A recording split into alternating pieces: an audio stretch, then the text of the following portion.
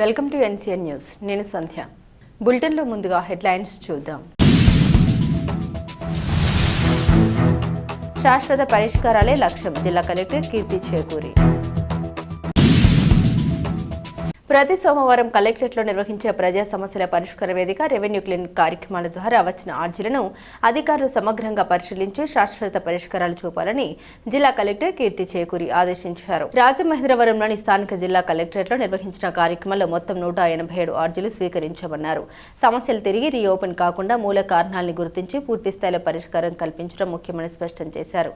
ప్రజలు ఎదుర్కొంటున్న సమస్యల్ని ఆర్థికేతర అంశాల ప్రకారం విభజించి నిర్దిష్ట కాల పట్టికలో పరిష్కారం అయ్యేలా చర్యలు తీసుకోవాలని కలెక్టర్ కీర్తి చేకూరి సూచించారు. ప్రజలకు న్యాయం జరిగేలా ప్రతి అర్జీపై అధికారులు చొరవ చూపాలని, సమగ్ర పరిష్కారం అందించడం ద్వారా ప్రజల్లో నమ్మకం పెంపొందించాలని అన్నారు.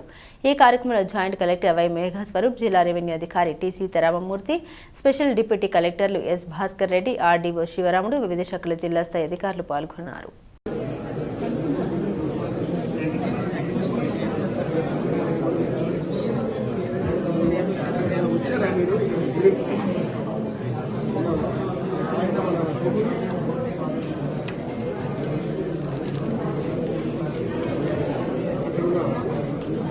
మేడం వస్తారండి గాడికి వచ్చి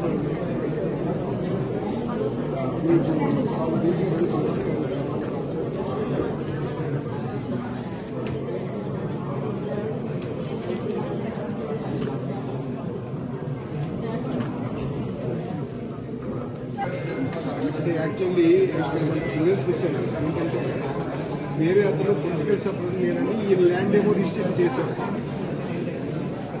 వచ్చారు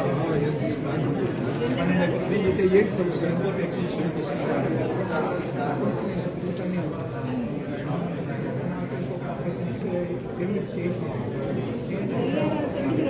ఆర్ఎస్ఆర్లో వీళ్ళ ఇంటి పేరు ఉంది.